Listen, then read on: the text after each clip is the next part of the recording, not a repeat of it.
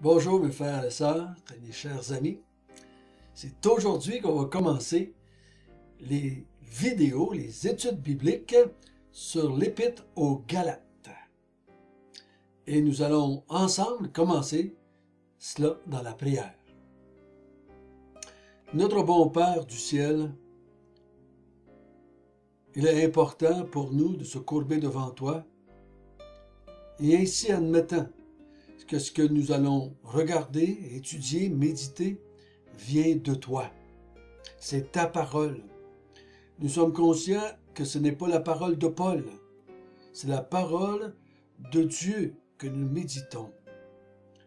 Nous voulons, Seigneur, encore une fois, méditer afin qu'on puisse te connaître, te comprendre. On veut aussi méditer afin de pouvoir garder l'enseignement reçu de toi. Garder ta parole dans nos cœurs. Être capable de discerner quand ça vient de toi et quand ça vient pas de toi. Donc, conduis-nous dans les semaines, les mois qui viennent pour qu'on puisse ainsi te glorifier. Amen. Donc, l'Épître aux Galates. Pourquoi Galates? Premièrement, je suis obligé de l'avouer, premièrement, c'est parce que j'ai pas de vidéo de fait sur l'Épître aux Galates. Donc, on va la faire en vidéo de 20 minutes, comme c'est notre coutume, et on va essayer de passer au travers ça dans les quelques mois qui s'en viennent. Aussi, pourquoi Galates? Il me semble que c'est le bon moment dans la vie des croyants avec lesquels je suis en contact, dans ma propre vie aussi. Il me semble que, comme au temps de l'Épître aux Galates, nous devons nous arrêter en tant que croyants du Québec, en tant qu'Église dans le Québec, et de regarder, avons-nous reçu un évangile ou l'Évangile? Parce qu'on va voir ensemble qu'il n'y en a pas d'autres évangiles. Mais est-ce qu'on a reçu l'Évangile qui a été transmis par les apôtres? Ou si on a reçu un autre évangile? Est-ce qu'on l'a bien reçu? Et est-ce qu'on la transmet encore bien? Parce que la tendance de l'Église, c'est de s'éloigner de la vérité. On le voit dans les cycles, dans l'histoire de l'Église. L'Église a tendance à s'éloigner et devenir des églises mortes. Et c'est la coutume dans les épîtres. Paul dit ici, je m'étonne. Je m'étonne que vous vous détourniez si promptement de l'évangile que vous avez reçu. Et tous les livres, toutes les lettres, Paul ramène l'Église à l'évangile qui a été transmis par Jésus et par les apôtres. Si ça c'est vrai, en l'espace de 30 à 40 ans ou 50 ans, imaginez-vous 2000 ans. C'est pour ça qu'on voit à travers l'histoire des églises qui naissent et qui prêchent l'Évangile. Et quelques 150, 200 ans après, ces églises sont libérales ou sont complètement fermées. Ils ne prêchent plus l'Évangile de Dieu. Donc c'est le temps pour nous de s'arrêter et de méditer là-dessus. Et l'Épître aux Galates va nous aider à le faire. Parce que Paul demande aux chrétiens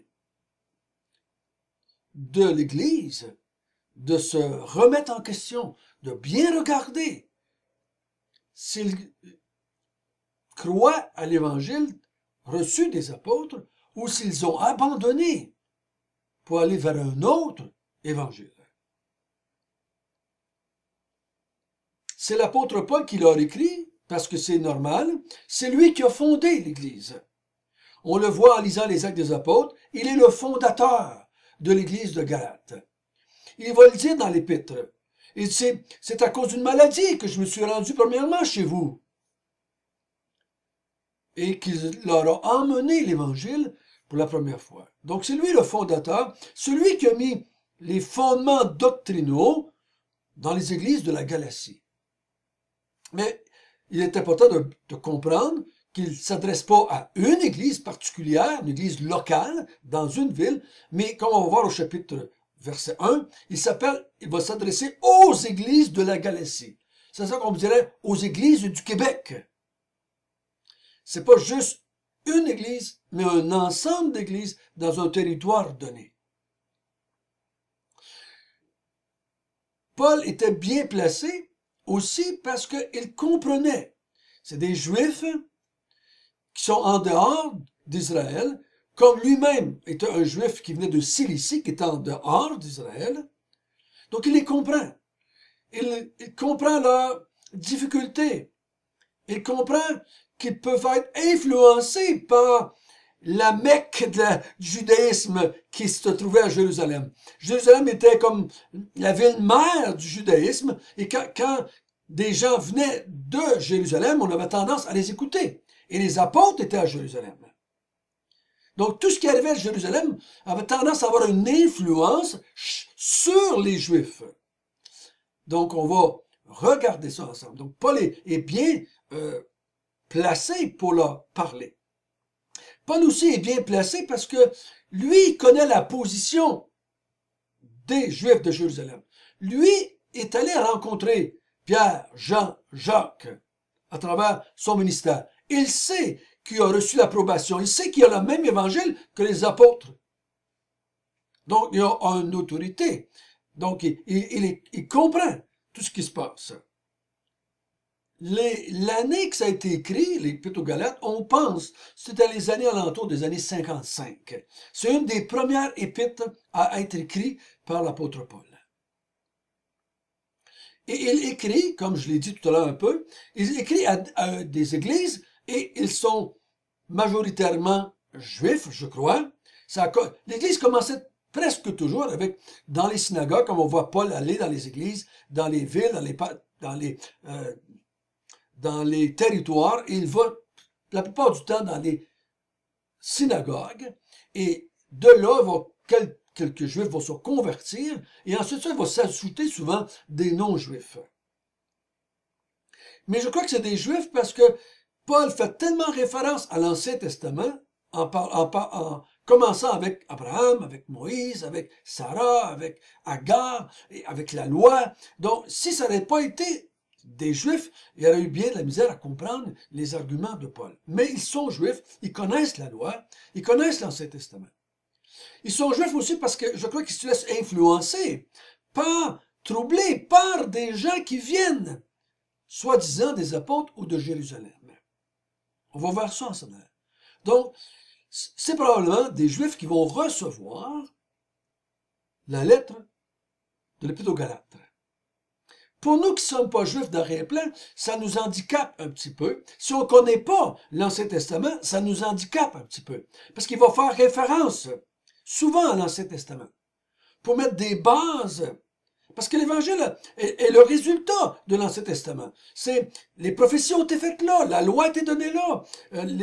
Jésus est né pendant l'Ancienne Alliance. Donc, on faut comprendre un peu la compréhension des alliances pour bien comprendre les arguments que Paul va emmener. On va y faire référence en s'en allant aussi. Donc, c'est Paul, dans les années 55, qui va parler à des Juifs qui ont une connaissance de la loi et qui vont comprendre les références. Il va utiliser pour les amener à comprendre que ce que les faux docteurs amènent, ce n'est pas en accord avec la loi, en accord avec les prophètes et en accord avec l'Évangile, prêché par Jésus-Christ et les apôtres. Pourquoi Paul leur écrit-il? Parce que, comme on va voir, il y a des hommes qui sont arrivés, soi-disant de Jérusalem, soi-disant avoir été envoyés par les apôtres, par l'Église de Jérusalem, et ils viennent pour imposer la loi. Ils viennent pour emmener les Juifs, ces croyants-là, à ajouter à l'évangile qu'ils avaient reçu de Paul. Ils vont dénigrer Paul parce qu'ils vont dire que Paul n'est pas à la hauteur des apôtres qui ont vécu avec Jésus pendant 3 ans. Ils vont aussi emmener ou vouloir emmener les chrétiens à pratiquer certaines parties de la loi, comme la circoncision surtout, pour être sauvés ou pour être justifiés. Donc Paul a entendu cela, a entendu parler de cela, sait cela, et il va écrire à l'Église, aux églises de la Galatie, afin de confronter ces faux enseignants-là, confronter les faux docteurs, et s'il n'est pas trop tard, de ramener les églises à la foi saine, à la foi apostolique. Il va dire, est-ce que j'ai travaillé en vain parmi vous? Tout ce que j'ai fait, est-ce que c'est vain? Donc, des bouts, on aurait presque envie de croire qu'ils ont tombé dans le panneau, qu'ils ont écouté les faux docteurs. Et d'autres fois, on a l'impression qu'ils ne sont pas encore trop loin, du moins, pour que Paul puisse les ramener à leur bon sens. Ce fut à travers l'histoire de l'Église, le grand combat de l'Église. Garder la vérité, garder la doctrine transmise une fois pour toutes, comme dit Jude. L'Église a eu tendance, à travers les années, à cause de toutes sortes de raisons, de faux docteurs, à cause de la société dans laquelle ils vivaient, à cause des pressions qu'ils venaient, des persécutions, on a eu tendance à enlever certaines parties de l'Évangile, comme on voit aujourd'hui qu'on a tendance à vouloir enlever l'enfer. Et d'autres fois, on a ajouté à l'Évangile. Comme ça va être le cas ici. On va vouloir ajouter à l'Évangile de la grâce la circoncision et la loi. C'est comme on a vu dans Acte 15, où est-ce qu'il y a des Juifs qui disaient qu'ils ne pouvaient pas être sauvés s'ils n'étaient pas circoncis. Et les apôtres et Paul vont se battre avec cela pour dire non. On est sauvé par la foi seule et non pas par la foi plus la circoncision. Et ils n'ont pas besoin de devenir des prosélytes juifs pour être sauvés. On a tendance à enlever ou on a tendance à ajouter. Ces hommes-là ici vont pas dire ou rejeter en bloc tout l'évangile annoncé par Paul, mais ils vont discréditer Paul, vont dire que Paul a moins d'autorité que les Juifs de Jérusalem, ou les apôtres qui sont de Jérusalem, et ils vont dire, oui, croyez en Jésus, mais il faut rajouter la circoncision et la loi pour être sauvé, pour être justifié. L'apôtre Paul va démontrer que non, ils n'ont pas besoin de cela, et même s'ils le font, Jésus ne leur sert plus de rien. Si on rajoute quelque chose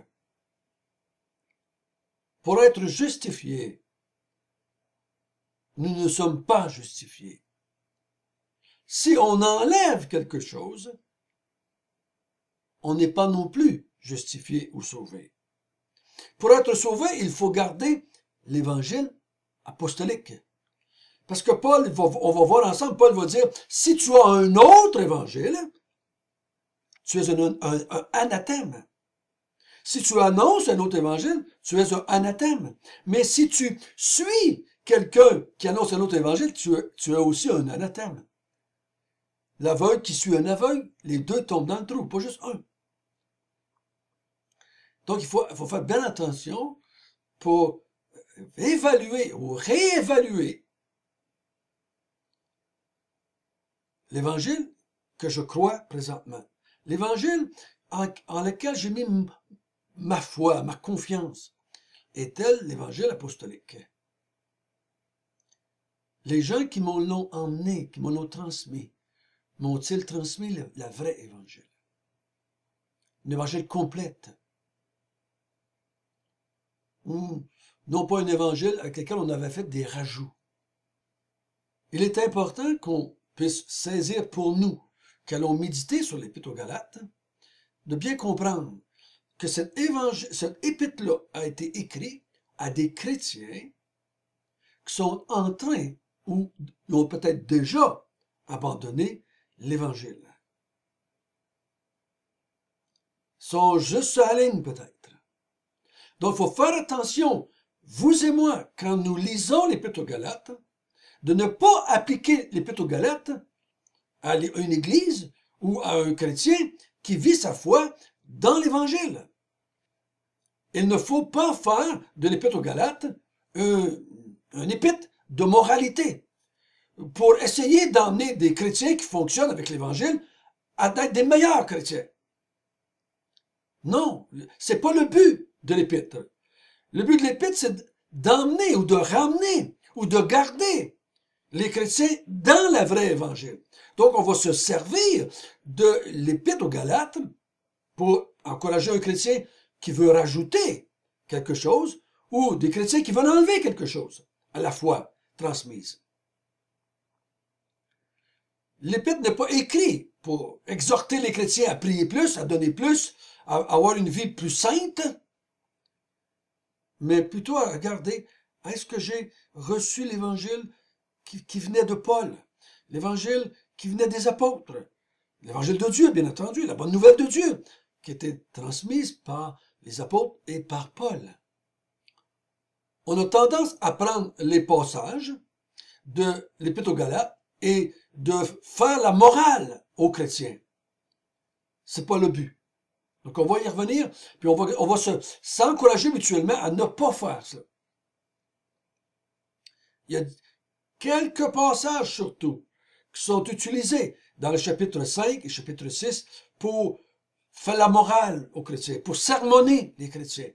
Quand le but, ce n'est pas de sermonner les chrétiens, mais d'encourager le chrétien à bien évaluer l'Évangile qu'ils ont reçu.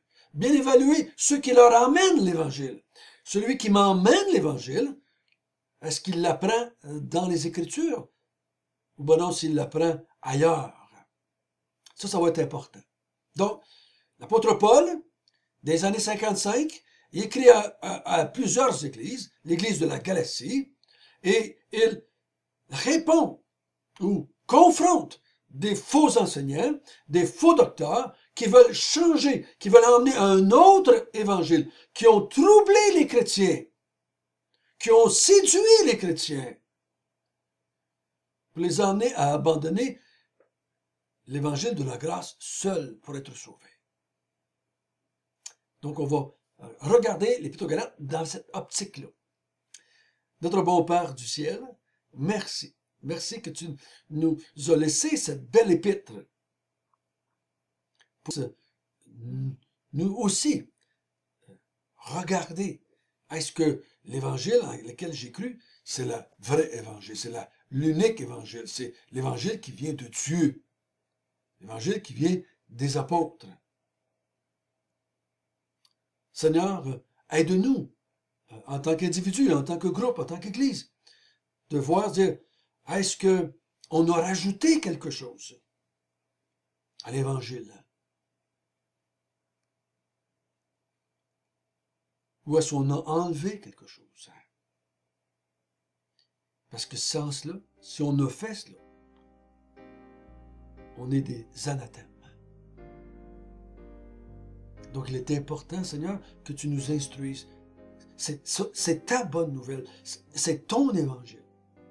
Donc, que par ton Esprit Saint, conduis-nous dans les semaines et les mois qui s'en viennent. Amen.